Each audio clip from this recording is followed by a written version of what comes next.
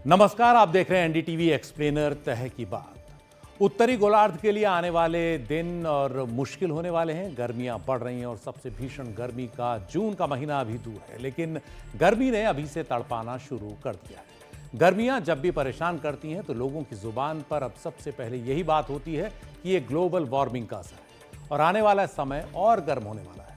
आम लोगों की जुबान पर हो रही ये चर्चा बिल्कुल सही है। अगर इंसान सचेत न हुआ तो आने वाला समय और तड़पाने वाला है। ग्रीन हाउस गैसों के उत्सर्जन की वजह से होने वाली ग्लोबल वार्मिंग हर लिहाज से हमें अब परेशान कर रही है, आगे और परेशान करने वाली है। उसी से जुड़ी ये तस्वीरें हैं, इन्हें आप ट्रेलर मानिए जो हम आपको दिखाने जा रहे हैं। ग्लोबल वार्मिंग यानी दुनिया की आबोहवा के गर्म होने के साथ ही एक्सट्रीम इवेंट्स बढ़ गए हैं, यानी अति मौसमी या कहें चरम मौसमी घटनाएं बढ़ चुकी हैं, जिनसे जान माल का नुकसान बहुत बढ़ गया है। ग्लोबल वार्मिंग का नतीजा ये है कि गर्मी पड़ रही है तो बहुत ज़्यादा, औसत तापमान लगातार बढ़ रहा है। पेरिस समझौते की सीमा को वो तोड़ चुका है।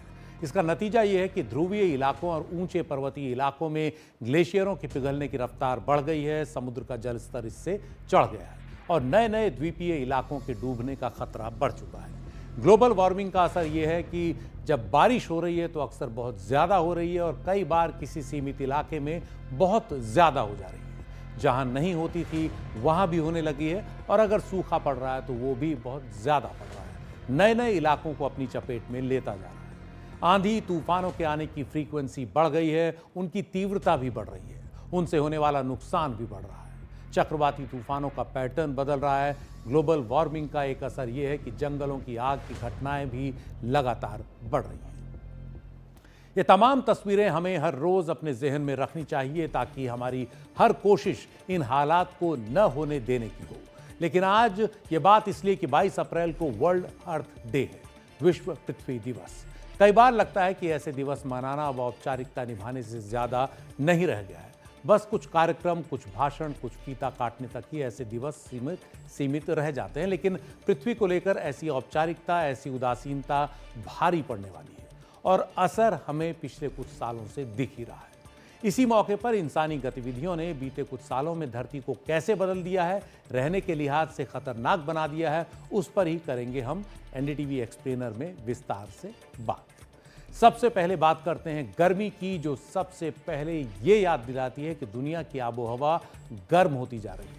भारत में अब गर्मियों के मौसम ने लोगों को तड़पाना शुरू कर दिया है, सो अब ग्लोबल वार्मिंग पर चर्चाएं तेज हो जाएंगी।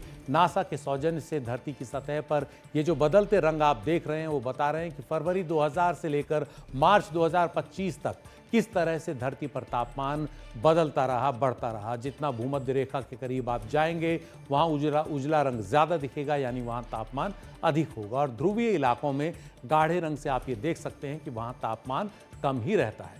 इसके अलावा जहाँ ऊंचे पर्वत होंगे वहाँ तापमान कम दिखेगा, जैसे हिमालय या दक्षिण अमेरिका में एंडीज पर्वतमाला। लेकिन औसत तापमान की बात करें तो पूरी दुनिया में लगातार बढ़ रहा है और इसका सबसे अधिक असर महसूस होता है सबसे सर्द इलाकों में, जहां औसत तापमान की वृद्धि जो है वो ज़्यादा महसूस होती है। इसीलिए वहां बर्फ पिघलने की रफ्तार बढ़ गई है। इसी तस्वीर के साथ हम आपको वर्ल्ड मीटियोरोलॉजिकल ऑर्गेनाइजेशन WMO के जो आंकड़े हैं वो दिखाते हैं, जिनके मुताबिक बीते साल 2020 ने गर्मी का रिकॉर्ड तोड़ दिया। साल 1880 यानी जब से रिकॉर्ड रखे जाने शुरू हुए हैं तब से 2024 यानी पिछला साल धरती का सबसे गर्म साल रहा, जिसमें तापमान 1850 से 1900 ईस्वी यानी पूर्व औद्योगिक औसत से 1.55 डिग्री अधिक रहा। जबकि पेरिस समझौते में इसे 1.5 डिग्री तक सीमित रखने की बात थी और किसी भी हाल में 2 डिग्री से अधिक न बढ़ने देने की बात कही गई थी। तो 2024 पहला कैलेंडर साल रहा जब वैश्विक औसत तापमान ने 1.5 डिग्री की सीमा तोड़ दी। इससे पहले जून 2023 से लेकर अगस्त 2024 तक लगातार 15 महीने सबसे लंबे समय तक सबसे गर्म महीनों का रिकॉर्ड बनता रहा। धरती से लेकर समुद्र की सतह तक का तापमान कभी ऐसा नहीं रहा। और ये सिर्फ एक साल की बात नहीं है, बल्कि 2015 से 2024 के 10 सालों ने सबसे गर्म 10 साल होने का रिकॉर्ड बनाया। ये वो रिकॉर्ड नहीं है जिन पर हमें किसी भी हाल में खुश होना चाहिए, ये वो रिकॉर्ड हैं जो बनने ही नहीं चाहिए थे और जो बता रहे हैं कि ऐसे नेगेटिव रिकॉर्ड बनते रहे तो आने वाले समय में बहुत ही मुश्किलें हमारे सामने आने वाली हैं। ग्रीन हाउस गैस उत्सर्जन के कारण ध्रुवीय इलाकों में बर्फ पिघलने की रफ्तार के कारण समुद्र का जल स्तर लगातार बढ़ रहा है और दुनिया के अधिकतर द्वीपीय देश अब संकट में हैं। लेकिन ये आबो हवा गर्म क्यों हो रही है, इसके लिए सीधे सीधे जिम्मेदार कौन है? सीधे सीधे जिम्मेदार हैं हम और आप, वो सभी लोग जो ये नहीं समझ रहे कि हमारी हर गतिविधि का असर धरती पर पड़ रहा है।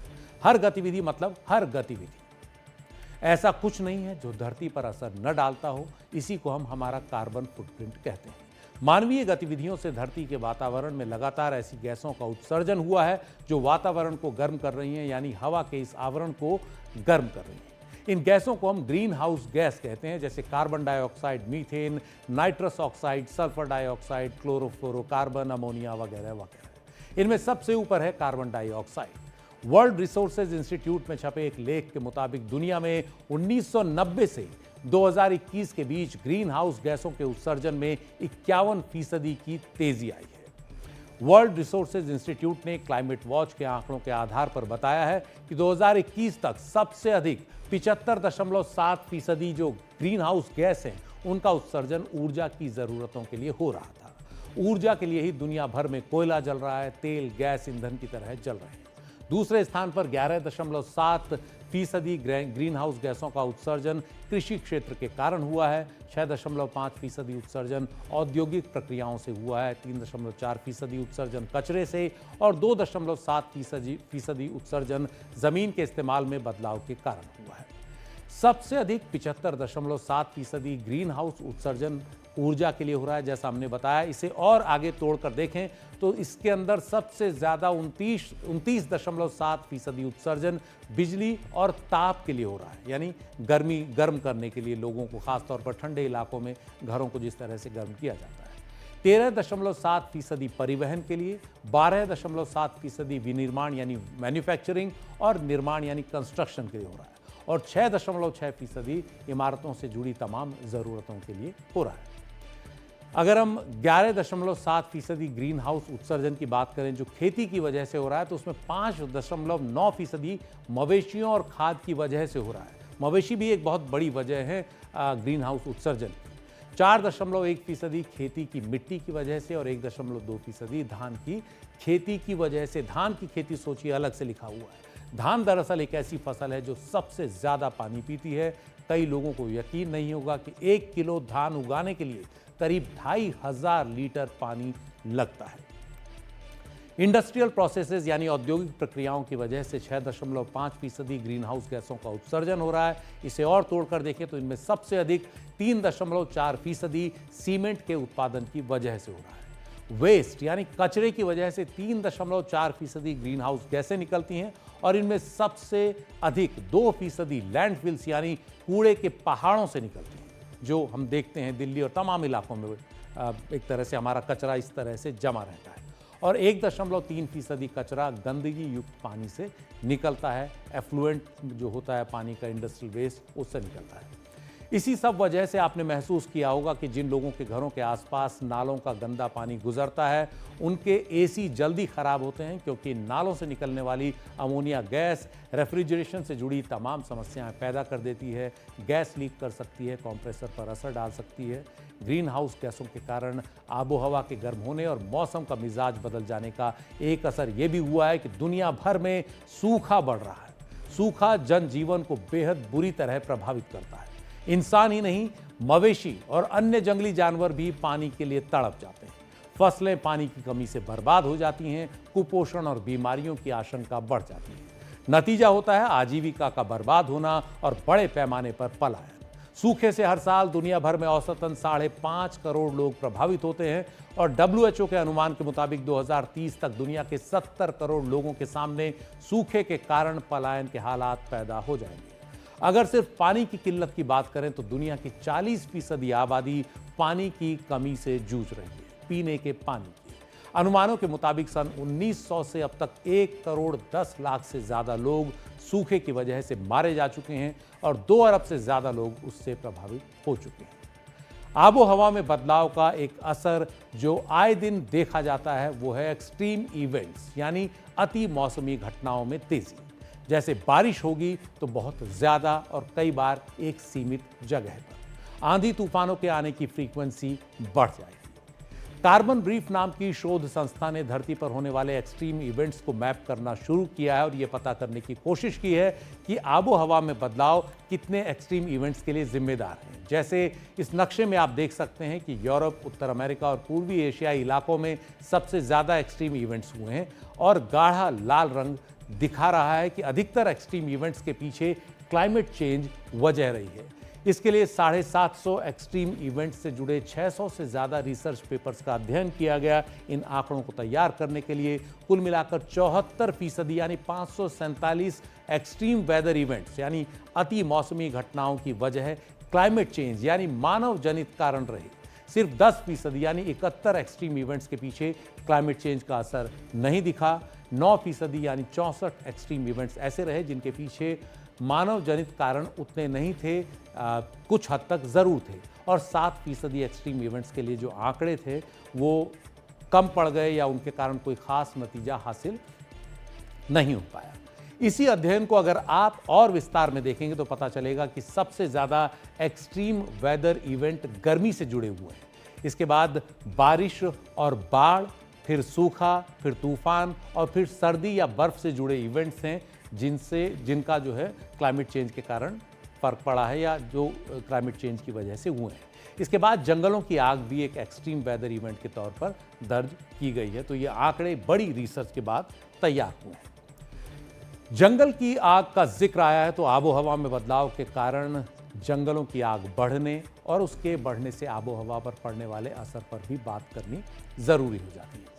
इसके लिए अब नासा के सौजन्य से दिखा रहे हैं आपको एक नक्शा धरती पर दावानल यानी जंगलों में लगने वाली आग का। मार्च 2020 से लेकर मार्च 2025 तक धरती पर कब कहां आग की घटनाएं ज्यादा हुई वो इसमें साफ दिख रहा है। गर्मियों के महीनों में जंगलों में आग की घटनाएं सबसे अधिक होती हैं।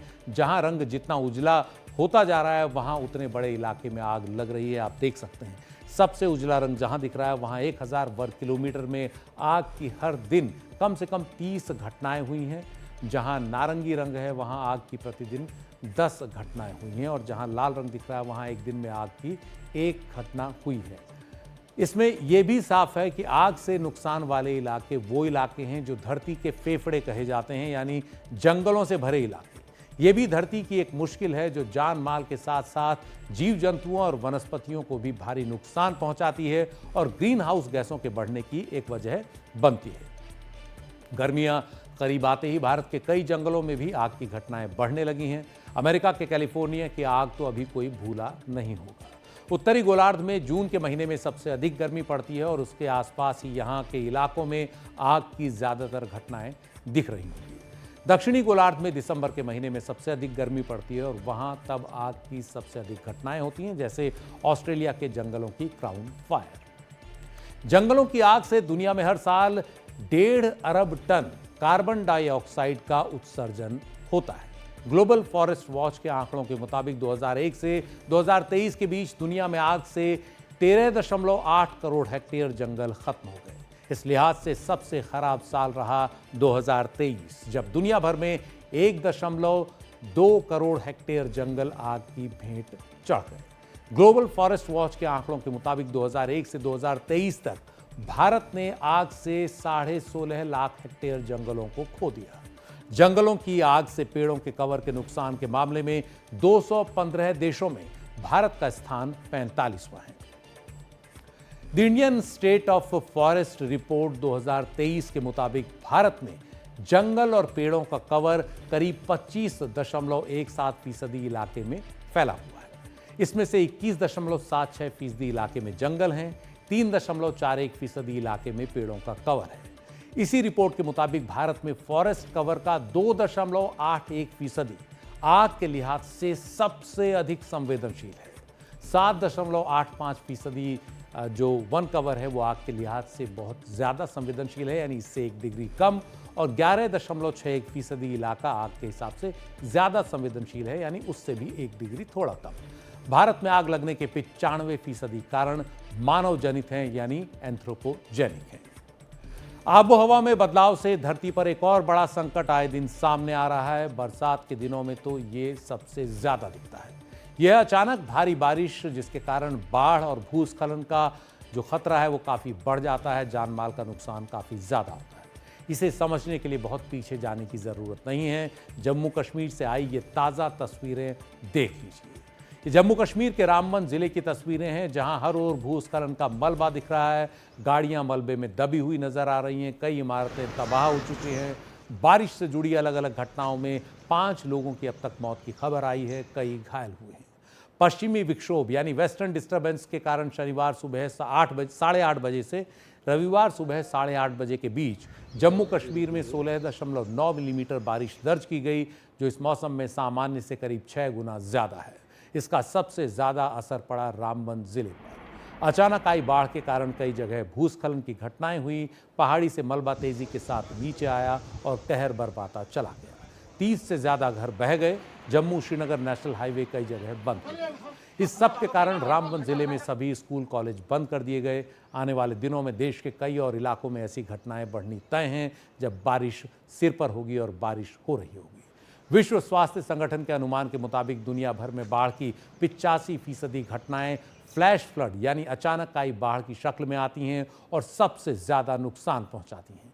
हर साल दुनिया में बाढ़ के कारण करीब 5,000 लोगों की जान जाती है। वर्ल्ड मीटियोरोलॉजिकल ऑर्गेनाइजेशन WMO के मुताबिक 1994 से 2013 तक दुनिया भर में 2.5 अरब लोग बाढ़ से प्रभावित रहे। बाढ़ ने दुनिया भर में हर साल $40 अरब से ज्यादा का नुकसान पहुंचाया। सन 2000 से अब तक बाढ़ प्रभावित इलाकों में रहने वाले लोगों की तादाद 24% बढ़ चुकी है। आबोहवा जितनी गर्म होती जाएगी, फ्लैश फ्लड की घटनाएं भी उतनी ही ज्यादा बढ़ती रहेंगी। नेचर कम्युनिकेशंस के मुताबिक ये 10 देश हम आपको दिखाने जा रहे हैं जहां बाढ़ का सबसे ज्यादा खतरा है वहां की आबादी पर, और इसमें सबसे ज्यादा खतरा भारत को है, जिसकी 27.7% आबादी बाढ़ के खतरे में है। संख्या के लिहाज से ये सबसे अधिक है। इसके बाद चीन की 27.5% आबादी पर बाढ़ का खतरा मंडरा रहा है। बांग्लादेश की 57.5% आबादी यानी आधी से ज्यादा आबादी पर बाढ़ का खतरा है। पाकिस्तान की 31.1% आबादी पर, वियतनाम की 46% आबादी पर बाढ़ का खतरा मंडरा रहा है। इंडोनेशिया की 27%, जापान की 28.7%, मिस्र की 40.5%, नाइजीरिया की 18% और अमेरिका की 12.5% आबादी पर बाढ़ का खतरा मंडरा रहा है। बाढ़ और अन्य अतिमौसमी घटनाएं मिट्टी की गुणवत्ता को भी प्रभावित करती हैं, मिट्टी के कटाव पर भी असर डालती हैं। वैसे मिट्टी का कटाव एक प्राकृतिक प्रक्रिया रही है, क्योंकि मिट्टी का संघर्ष हमेशा से पानी और हवा से रहा है। दोनों ने ही मिट्टी को उड़ाया है या काटा है, बहाया है, जिसकी वजह से धरती की सबसे ऊपर की मिट्टी की परत, जिसे टॉप सॉयल कहा जाता है, ह्यूमस कहा जाता है, उसमें कटाव होता रहा है। लेकिन मानव जनित कारणों से और क्लाइमेट चेंज से जुड़ी घटनाओं से मिट्टी का यह कटाव बढ़ गया है। 2 से 3 सेंटीमीटर टॉप सॉयल बनने में 1000 साल तक लग सकते हैं और खत्म होने में बस कुछ घंटे या कुछ दिन या बस कुछ महीने। मिट्टी की ये सबसे ऊपरी सतह सबसे अधिक उर्वर होती है, सबसे ज्यादा न्यूट्रिएंट्स उसमें होते हैं। साफ है कि उर्वरता पर असर के कारण मिट्टी के कटाव का जो असर है वो खाद्यान्न की उपलब्धता पर भी पड़ता है, क्योंकि उनको अच्छी मिट्टी, न्यूट्रिएंट से रिच मिट्टी, पोषक मिट्टी नहीं मिलती। अमेरिकी अखबार द गार्जियन की एक रिपोर्ट के मुताबिक दुनिया में हर साल 24 अरब टन उर्वर मिट्टी खत्म हो रही है। कई वैज्ञानिक मानते हैं कि जिस रफ्तार से मिट्टी की गुणवत्ता प्रभावित हो रही है, उससे अगले 60 साल में धरती की ऊपर की पूरी मिट्टी खत्म हो जाएगी, वो टॉप सॉयल खत्म हो जाएगी। कुछ वैज्ञानिक अनुमानों के मुताबिक अमेरिका में कुदरत जिस रफ्तार से मिट्टी बना सकती है, उससे 10 गुना ज्यादा रफ्तार से मिट्टी का कटाव हो रहा है। हालांकि मिट्टी के कटाव को रोकने के तरीके हैं, लेकिन उन्हें लेकर जागरूकता बहुत कम है या फिर लोग इसे गंभीरता से नहीं ले रहे। मानवीय गतिविधियों के कारण धरती के सीने पर बस इतने ही अन्याय नहीं हो रहे। धरती के लिए एक बहुत बड़ी आफत हमने प्लास्टिक के कचरे की शक्ल में पैदा की है, और ये प्लास्टिक हमारे लिए ही आफत बन चुका है। माइक्रोप्लास्टिक्स की शक्ल में हमारे खून में बह रहा है, हमारे शरीर का हिस्सा बनकर हमें बीमार कर रहा है। प्लास्टिक धरती की धमनियों में भी इसी तरह बह रहा है। हर रोज कूड़े के कम से कम 2000 ट्रकों के बराबर प्लास्टिक का कचरा नदियों, झीलों और समुद्र में बहाया जा रहा है। प्लास्टिक्स में मौजूद खतरनाक रसायन पानी को विषैला कर रहे हैं, जलीय जीव जंतुओं और वनस्पति के लिए मुसीबत बन गए हैं।